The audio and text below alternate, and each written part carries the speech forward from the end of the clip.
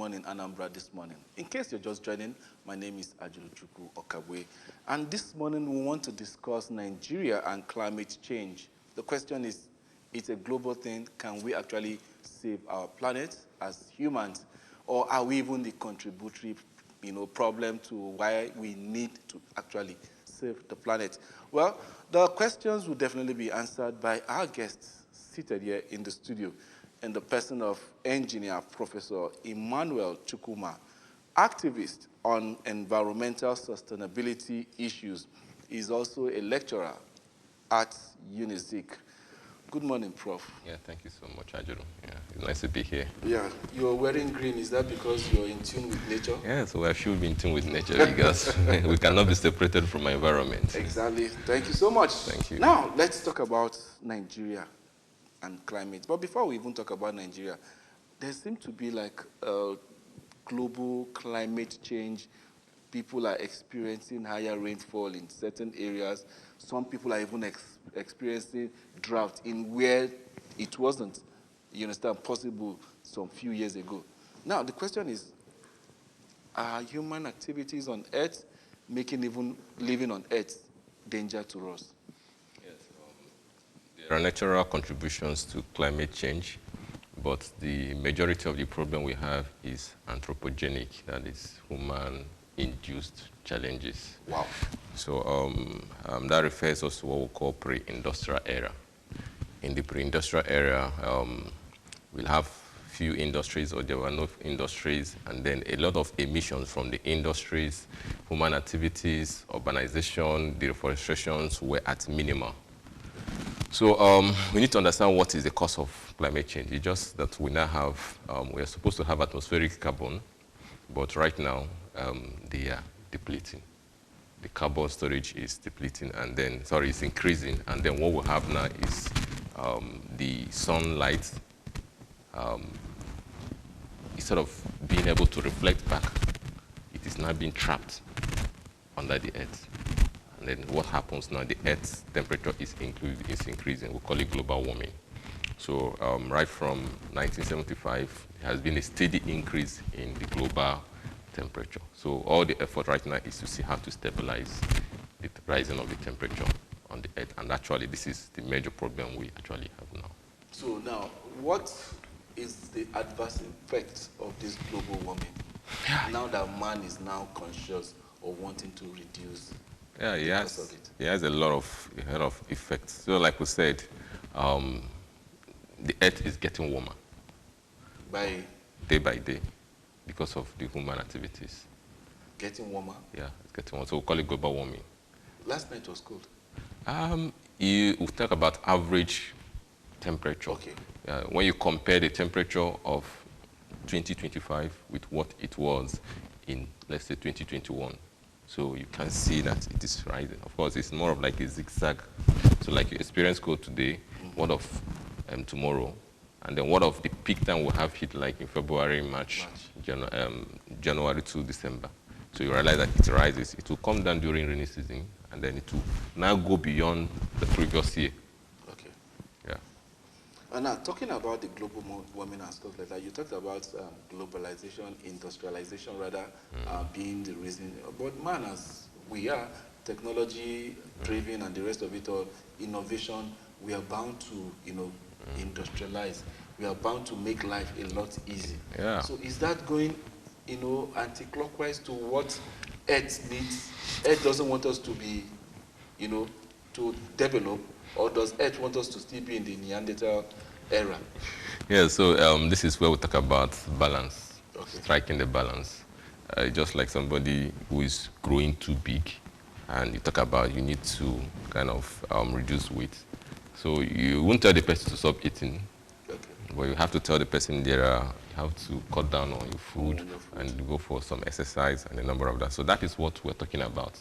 So there should be limits to, for instance, emission from industries. There should be what we call carbon sink, things that are absorbing the carbon from the atmosphere, like trees. Okay, so industries are emitting some of this carbon, and trees, which is the natural sink for carbon, is being cut down through deforestation.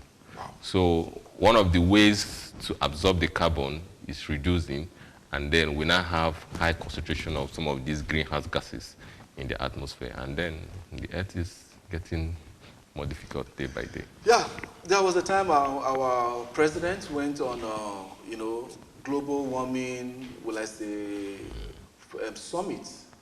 And that was in Dubai some time ago, where 178 countries converged to talk about Earth and its global warming. A whole lot.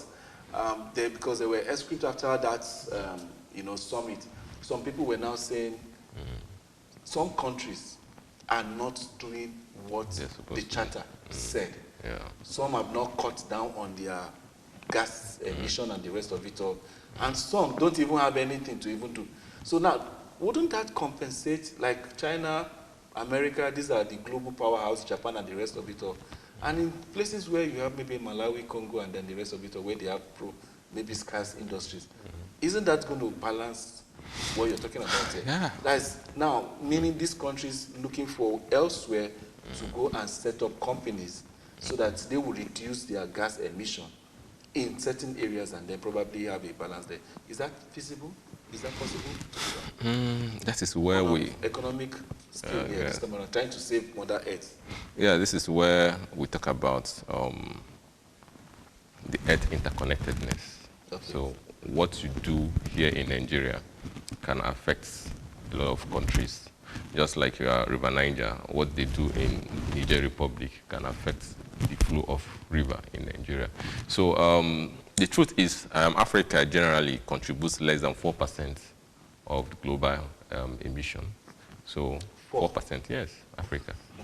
So, but the giants is China, and then US, and a number of all these developed countries. Yeah. So that is the basis where during some of the conventions like Paris Agreement, we have COP30 that is coming up in Brazil in November. Okay. This is where some of these countries come to deliberate on what we call financing climate mitigation in developing countries.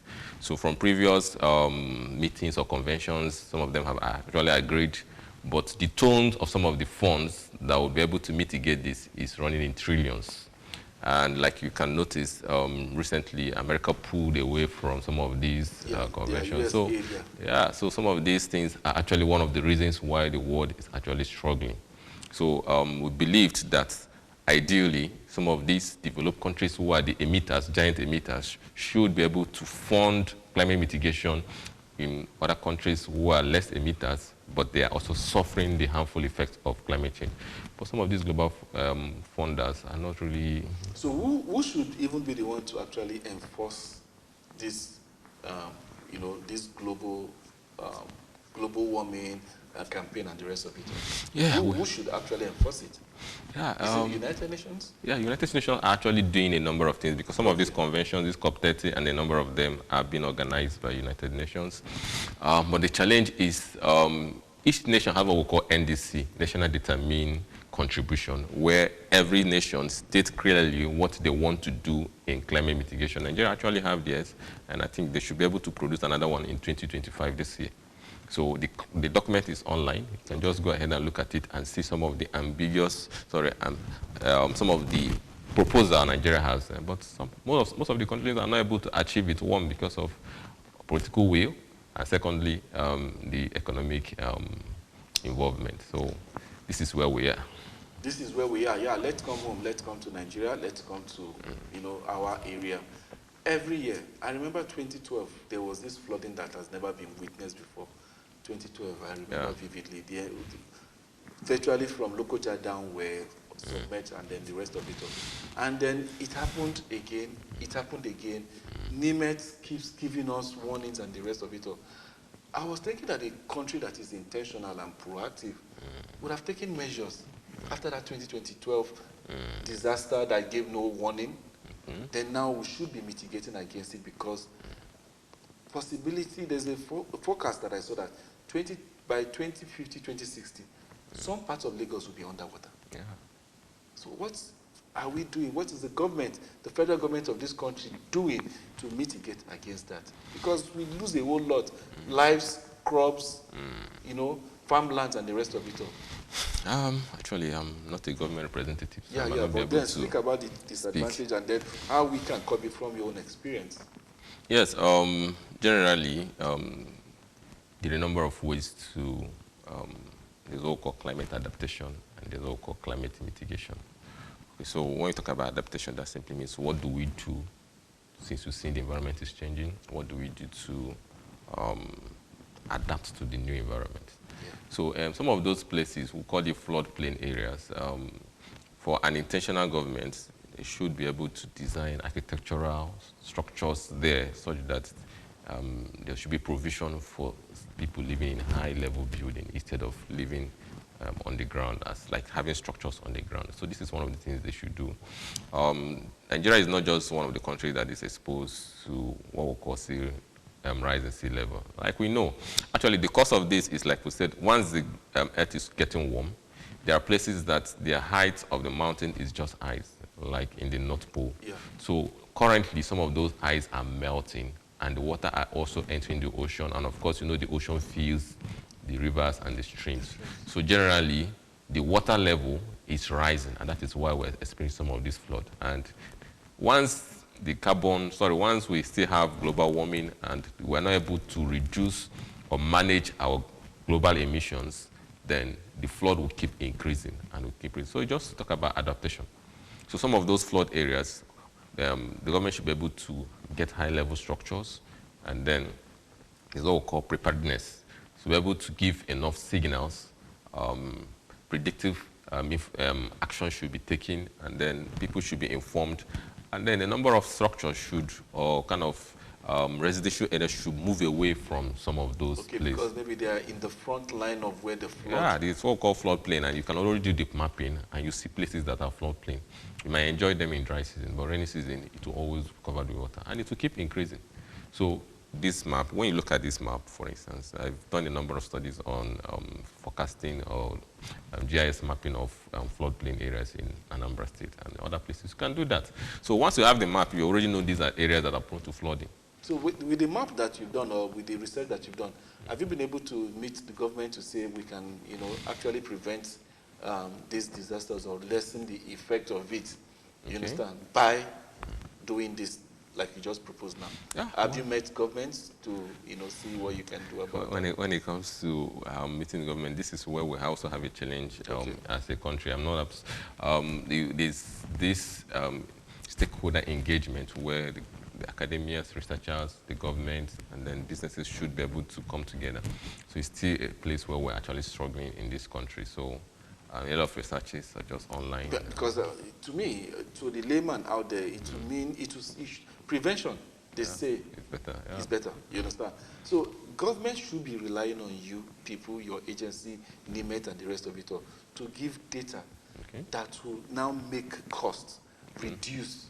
Because the haphazard nature of when this flood comes, you tend to spend more because you don't plan for it. But with the information and the data that you give to them, they should be able to at least make their plans. And when you plan, you tend to save costs. And then people will definitely suffer less casualty. Yeah. These are the areas where a government that is intentional, just like I said, we're bringing it home now, should be working towards talking about Nigeria, not just Anambra now. Yeah.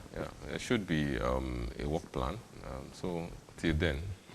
Okay, till then. Now, beginning to talk about the global warming aspect of it, looking at Nigeria and the rest of it all, you talked about trying to make Earth more habitable with the emissions and then planting of trees. Yeah. In this part of the world, are we doing well enough in that tree planting? Because I can see we are cutting down more trees than we are actually planting. Yeah, the problem is a number of people don't understand the science of the Earth, and you cannot cheat nature.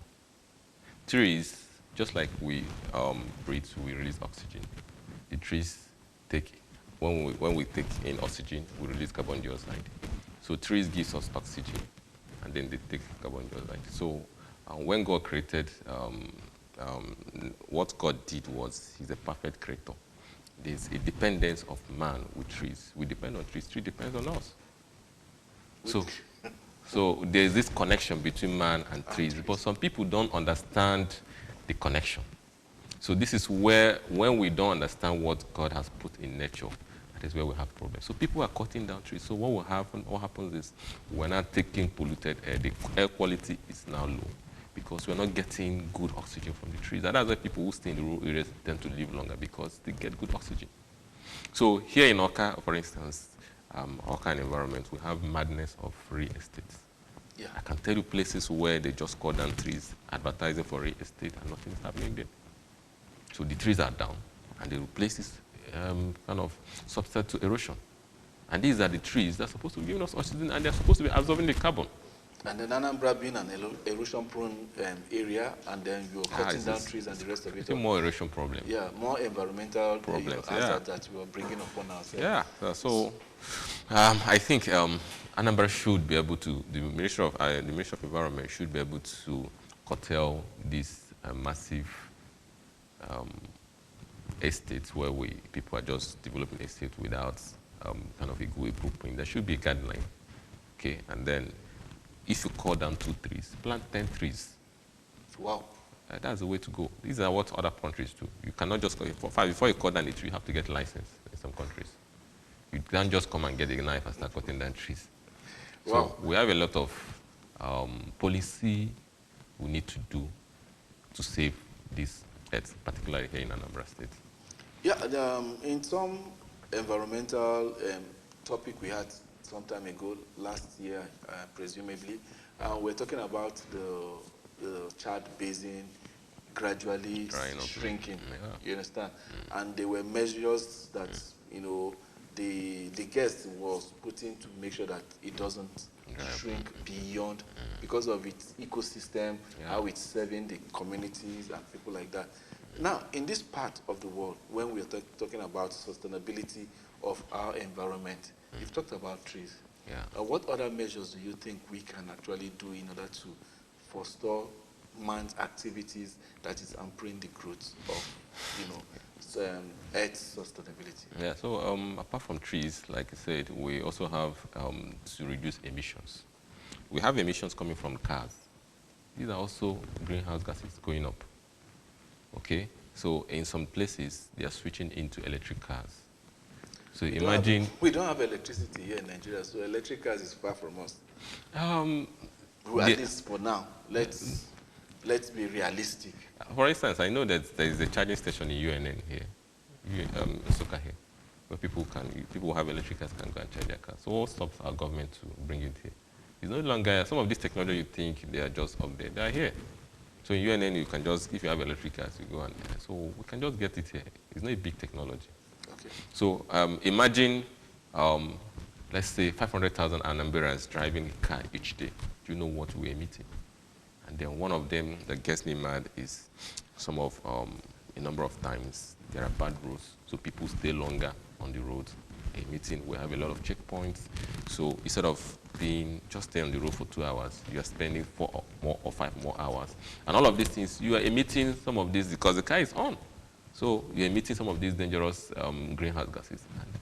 So apart from the cars, talk about industries.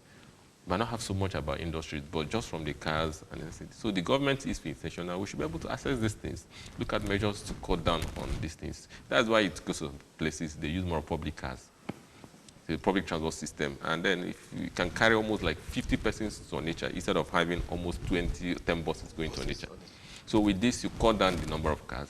And then some of them use train. So these are intentional. Doesn't train have its own emission? It's much better, for instance, for a train that carries close to 500 persons than having more than 2,000 cars on the streets. Okay. Yeah, so we're talking about, like I said, if somebody is getting bigger, you can't tell the person to stop it. Yeah. All you need to do is to curtail. So what the world is trying to do is to cut down the emission because we cannot stop some of the technological enjoyment we have. Yeah. Yeah. What of farmers? Farming season is already past and the rest of it all. This issue of bush burning and the rest of it all, does it have its own environmental hazards too? Yeah, so if you also go in that area, sometimes nature has made it that the soil has capacity to store carbon. So through cultivation of the soil, you also release this carbon into the atmosphere. So the bush burning it's another way you release some of these things. Yeah. So naturally, there are smart, what we call environmental way to handle some of these waste. Instead of burning them, you just pack all the green waste in a heap, cover them. They turn to manure. Instead of burning them, you still use the manure there and put in your crop. So these are smarter ways to do that. And then in cropping, instead of using, you see, one of the problems we have we still actually need a major work in here in Anambra State and in Nigeria at large. So you see people making heaps of ridges. And as you're doing this, you're distorting the soil, you're releasing carbon into the air.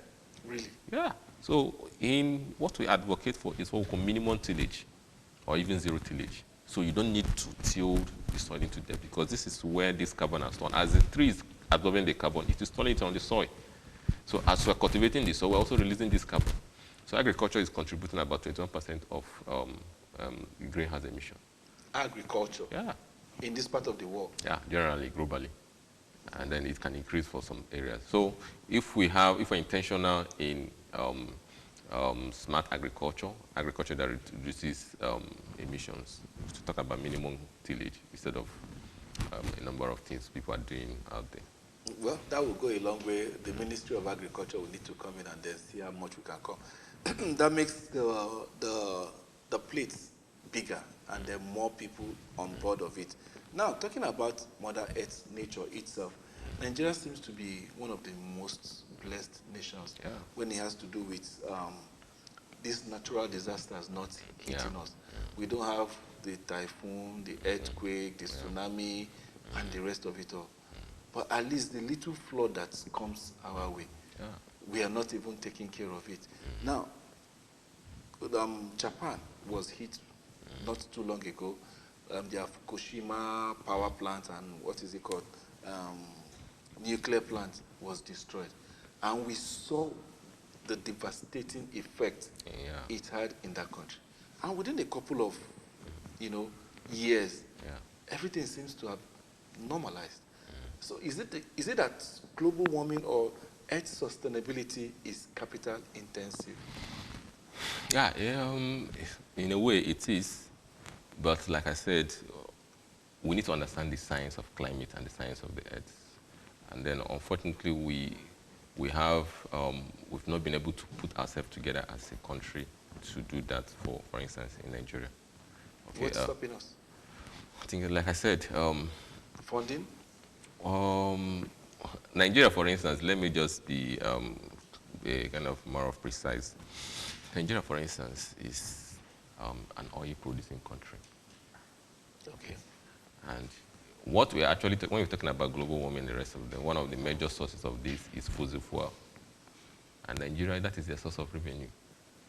Okay? So when we're talking about transiting to renewable energy sources like solar, wind, hydroelectricity, the rest of them. So Nigeria, because this is its source of revenue, we have poor political will.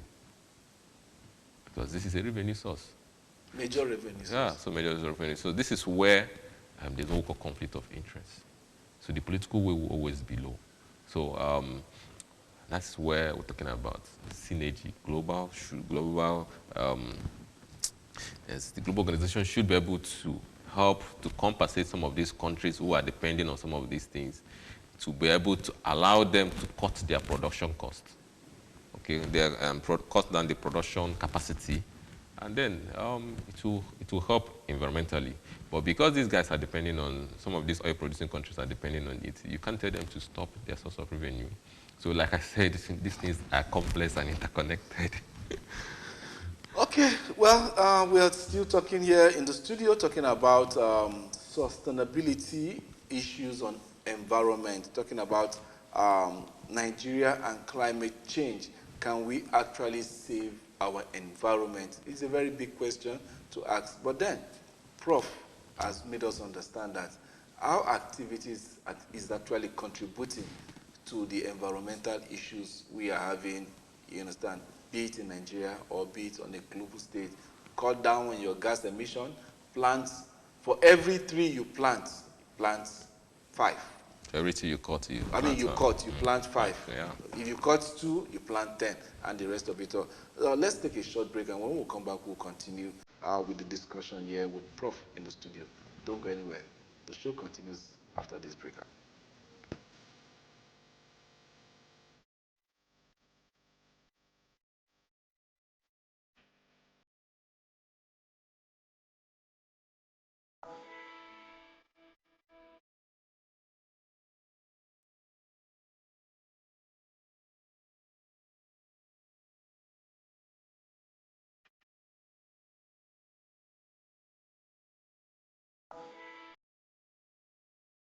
Glad to have you back. We're still talking about Nigeria and climate change. Can we save our environment?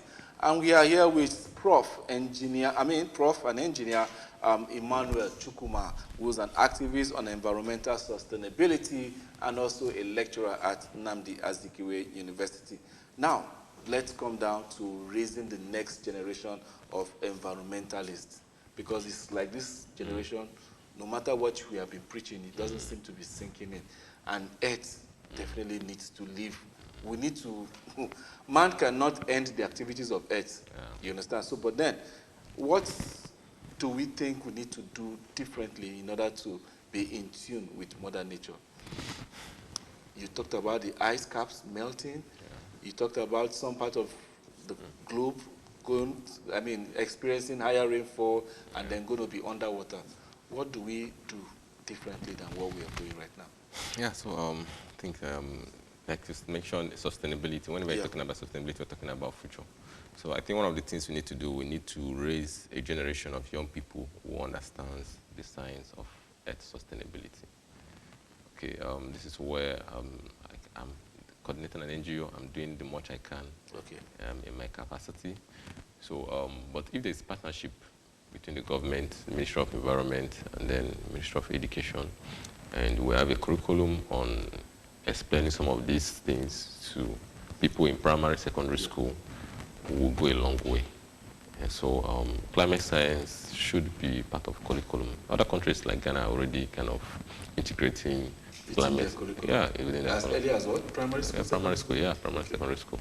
So this is one of the ways we can go, and then these younger people will be able to understand, because some of these older people, their minds or their eyes is focused on the money. So one thing about life is the earth is in two forms. It's like a coin. One side is environment, one side is economy. You can't go for one. So a lot of people are just conscious of making the money, economy, and then they are shocked why our lifespan is going down. And that's the truth, because you can't just take the economy and forget about the earth itself. Both of them must go together. Now, talking about the earth, both of them going side by side, we've been made to understand that wealth is money. Even garbage is money. But in Nigeria, we don't have solar recycling. We don't have a recycling plant that would convert most of this waste into money in this part of the world. Is that going to be hampering our global emissions, or trying to balance what Earth needs for its sustainability? Yeah, I think here in Anambra, for instance, we have some companies who are actually doing well in converting waste to other useful products. So I think Chikasin, for instance, is a very good one. And then we have another one in nature. So, but what we're trying to say is still we can still see waste littered all about our environment. So, which is money. It's money itself. So there's still much to be done. Yes, and then people are becoming conscious of it. That's why sometimes this bottled water, you realize that after an event, people will pack it. So the consciousness is coming gradually that these things can be sold and you make money from it.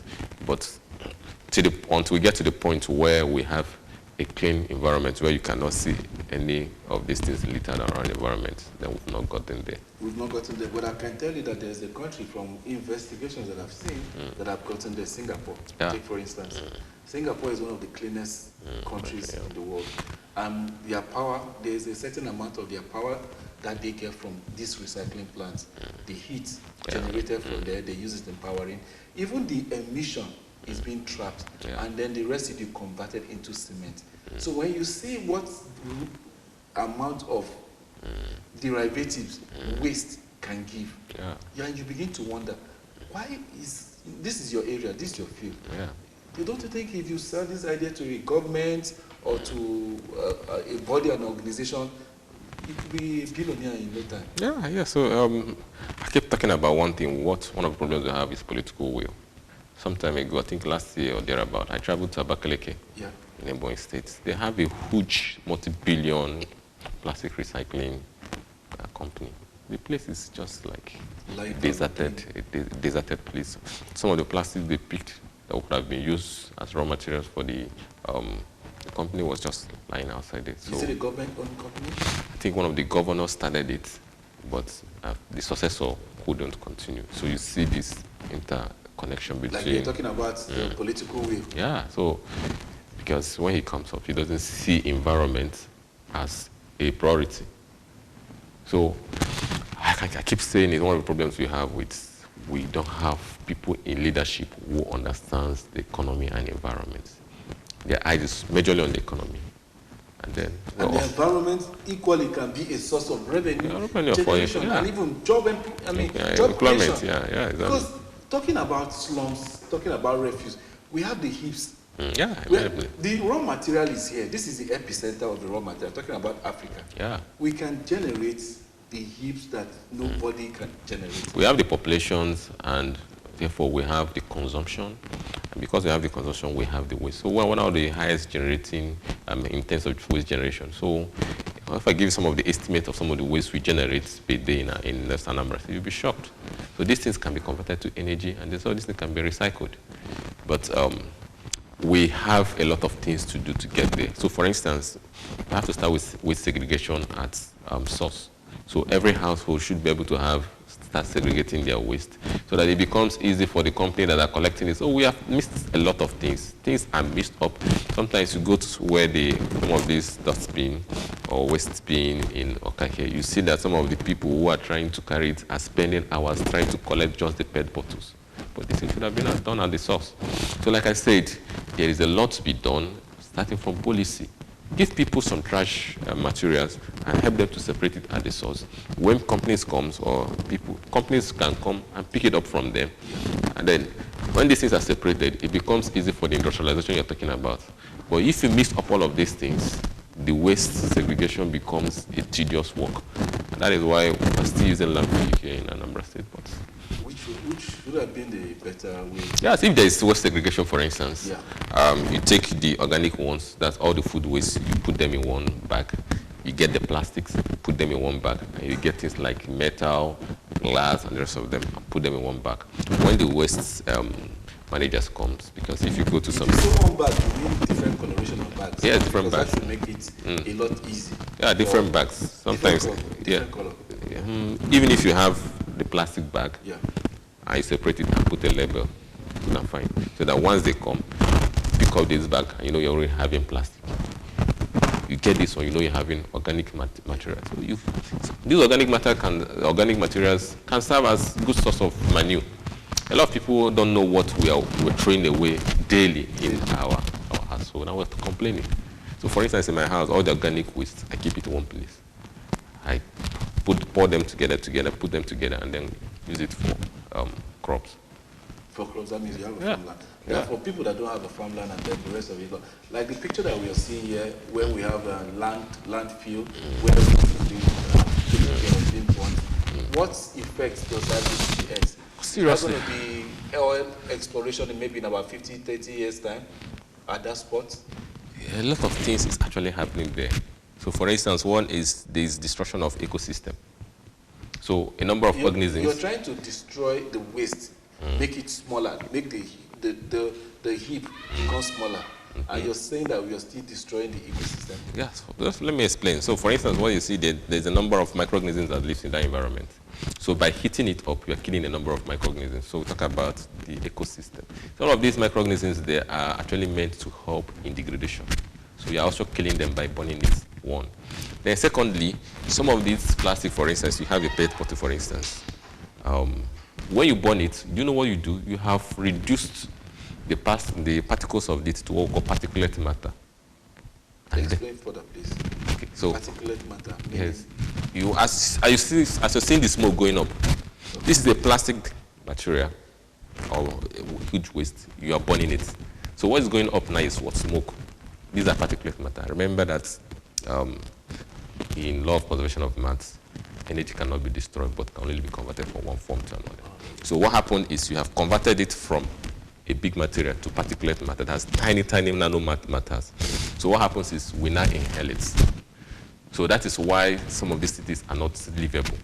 So all the environment, anybody living around that environment is living in a disaster area because you are inhaling dangerous chemicals. Just the way you cannot take some of those hydrocarbon products. Imagine when you burn it. You've converted it into the atmosphere. So the air around that area has been polluted. And apart from that, this is part of the major problem we're talking about, the global warming, because you are releasing a lot of greenhouse gases, both the carbon, hydrosphere, methane, and a number of all of these waste. You are now releasing them into the air, and they tend to form a blanket over the earth. So when the sun hits the earth, instead of the sun to reflect back on the earth, these gases would block it, and the earth gets warmer. So these are some of the problems we're talking about. So which would have been the best way to do? Because some of these things are not degradable. Yeah. Like your cellophane bag has a lifespan of more than 100 years before it begins to deteriorate into the earth and the rest of it all. So as an environmentalist, you understand, and with sustainability as your goal, what do you think we should be doing about these things that we generate? Those plastics, for instance, can be converted into another plastic material. But you still want them to convert them. Oh, you have some recycling companies. Okay. When you send the plastics there, all they have to do is they melt it, and they can now use it to make a bowl, helmet, a number of materials you can be using. So what we have done is we have increased the shelf life of that material such that it doesn't go into waste. So the biodegradable ones, instead of burning them, so you convert them into manure and you put them in the soil and they grow your plants. So every waste is recyclable. Every waste? Yeah, majority of them. Majority? Yeah, majority of the waste can be recycled. So is that why we have scavengers, going into those places? But if we have, like I say, if we have the policies that these things are segregated at source, we might take them out of business. Okay, we might take the scavengers out of business. Because we're able to get all of these things, and companies should be kind of developed that will handle some of these wastes. And they can come to people's house, have people who are collectors. This is how some of these things are done in some of these developed countries. Yeah, you said developed countries, and I cited, and we need to get there. I cited Singapore because I saw a documentary on that, and I was really, really impressed. You understand? This was a country that was ranked the same thing with Nigeria prior to when we had our independence, but they seem to have, traveled in leaps and bounds. And now you talk about Nigeria being, or rather Africa, being the mother earth, having most of these natural resources that the Western world would definitely come here, the cobalt and the rest of it all that we use in manufacturing phone, columbite, everything. The deposition of these natural resources on earth, is it a plus to us based on our environment? Because we need to dig to extract it.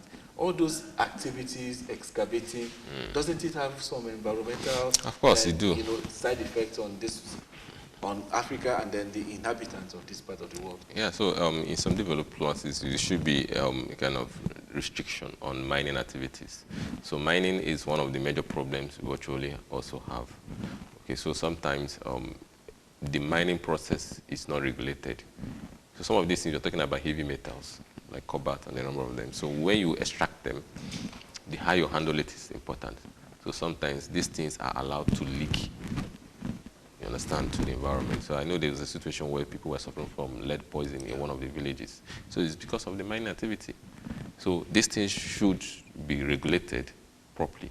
So, but when the people who are out mining are illiterate, are just there to get the daily meal, they don't know what to do and how to regulate it. And then even the activities of the mining should have, because they also have to do that. Experts guiding them. And then there should also be limits to the extraction. There should be limits. Yes, because as you're doing that, you are also having a lot of environmental, causing a lot of environmental destructions.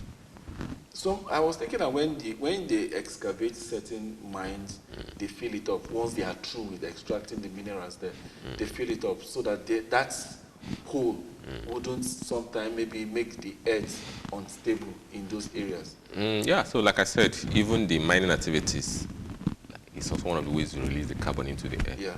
Okay, so a number of some of these regulatory activities are not being carried out in many places. Really? Yeah. Now, talking about the mining activities that's always happening unchecked in some parts of the world. Now, when you talk about in this area where borehole is everywhere, does that have its effects too? Because there was the data I saw, an area was surveyed and we saw series of holes. They said in an event of tremor, certain areas might just cave in because of all these holes saturated and everything like that. As an environmentalist, what are the side effects of all these multiple boreholes we have, especially in the southeast where water seems to be a scarce commodity? You just simply, just like when you have a material and you're making a lot of holes, you're weakening the material. Okay, so the material is getting weak because of those holes are there. Some parts of the world, like some Asian countries, because of some of these excessive drilling, they've come to a point where people are not getting salt water. So they're no longer getting fresh water, they're getting salt water. So there's a lot of challenges. Usually there should be a central water system, but like I said, we don't have the political will. And then, so we're just surviving on the mercy of our Lord and Creator. We have actually the best environment in, globally, so but it doesn't mean you have to be careless about it. Yeah, we don't have to be careless about the whole thing. Prof, you've said a whole lot about our environment and sustainability, and then so many things, the government aspect of it, you and I aspect of it, you know, the expert aspect of it. Is it just giving out warnings that you people do, or do you try as much as you have maybe to form or to tell the government to form agencies that can enforce some of these irregularities that are hampering the earth? Okay, actually I come from two angles. I come as an environmental activist. So I have an NGO, that's the headquarters is here in Oka. So as an NGO, we do a number of activities on the sustainability. So we go around, we get some of our volunteers. We do tree planting as part of our sustainability project. So that's Ekweme Square, Courts. We have some of the trees. I'm happy whenever I pass through those roads and see some of the trees rising. Similarly in Unizik, where I also lecture, we have planted a number of trees. And then another aspect we also go in is in this area of sensitization, which ABS is actually collaborating with us, like I'm doing right now, trying to help people know about it. And then once in a while also, we get our, we do what we call the earth, use of plastic very well, and a number of them. So we do sensitization work, and then sometimes too, we embark on some projects. So last year, for instance, we embarked on air quality monitoring in the whole of Southeast, and the data is there, and it's just mind-blowing, the kind of quality of air that is in our abattoirs in Southeast. So the data are there, and then there's a lot. I just don't know how to start. Well, while you don't know how to start, you're probably getting some insight into governments and then changing this narrative of our government not having the political will. You're the experts. You should be in a better capacity to tell the government that if these things are not being done, you'll be spending taxpayers' money heavily on trying to fix what is actually avoidable. And that's how we want to continue to say, well, so thank you. But before I wrap up, there's this other issue that I want to, talk about. The Vanguard. In I think, Ogun State and maybe one other state, there is a law prohibiting cutting down of trees. Yeah. Those places have some dense forestation. Apart from the fact that we're having insecurity challenges in this world where non-state actors are using those places as a safe haven.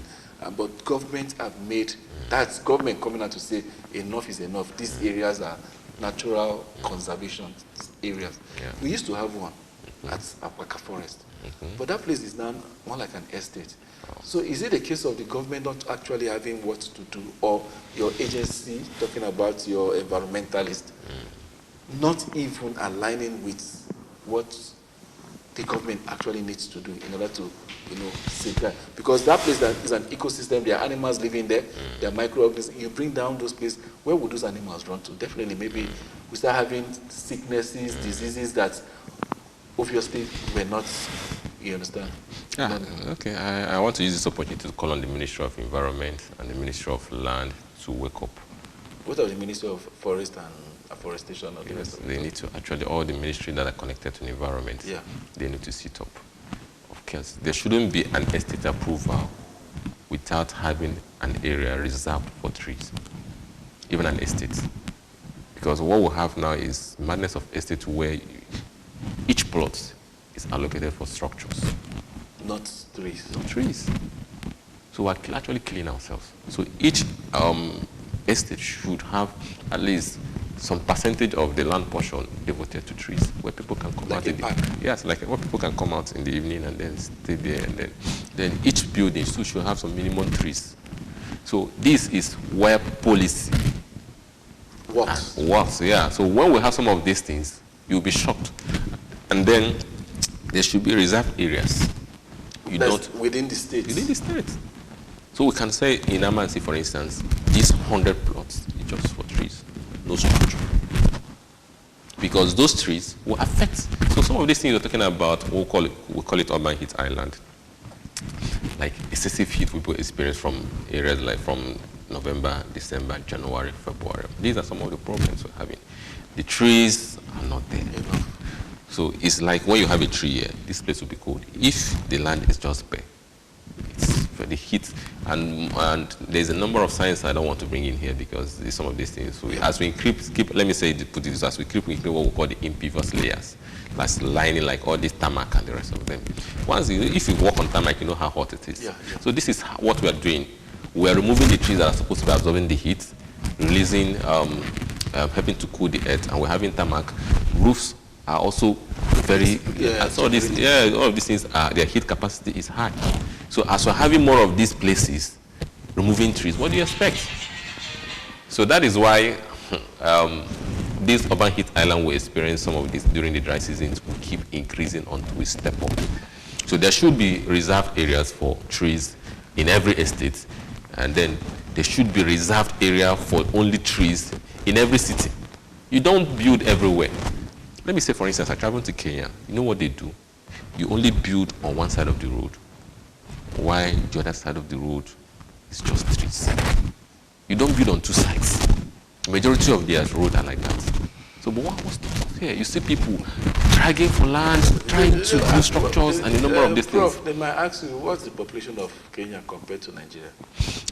See, this is all about policy. Yeah, it's all about policy, but take, for instance, Anambra, where you find yourself. You know how valuable land is here. Okay, so let me explain to you what can be done. Okay. If you have 20 buildings, do you know you can condense those 20 buildings and have 7-story buildings, and all of these 20 buildings will be in that? I've seen a house in Malaysia that can accommodate more than 2,000 persons. Just building. If you see where they're collecting waste from the house, you'll be shocked. Trailers are coming to pack their waste just like the whole of Oka. So these buildings are most like 8-story building. There's constant electricity, people use the elevator, and more than 1,000 or 2,000 people are living. Yeah. So all of those other areas you're using for building, you build 1 story here, you build bungalow here, you put all of them up in a high level structure. Actually, Malaysia is having scarcity of land, so that's why they are racing. Do we want to wait until we finish all of our land with structures before we get there? We don't have the finance to do that. How many people can actually build 7, 8-story buildings? You don't even have the electricity to even power the lift and the rest of it. No, this is where I talk about strategy. Okay. If the government is intentional, for instance, and you want these to build, buildings you're talking about in Malaysia, are they government built? However we have it, it is there. Okay. All we need to do is how do they achieve it? Can't we go for that? That is just it. So a lot of people are still living in rental houses. The government can have partnership with individuals, support them, and build them. And here in Africa, here in Nigeria, we have high level of solar radiation. So if we are still waiting for hydro and it's not coming, you use the whole of the roof areas. I use solar panel. I'm using solar in my house. I don't have problem of electricity. So you can just use it, all of them, use the whole roof area, and it will power the house. At least every time the elevator is working.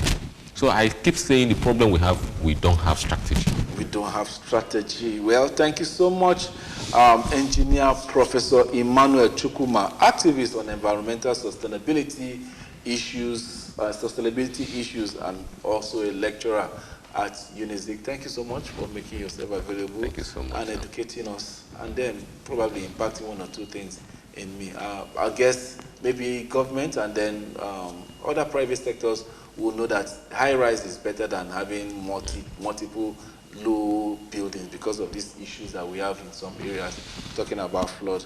And then let's see when our government will begin to be very, very, let's say, intentional in the welfare of environmental activities in this part of the world. Don't go anywhere. The show continues. After this, we'll be bringing you Catch the Boss on Good Morning Anambra. I still remain your uncle, Achibuchuku Okagwe. The show returns after this break.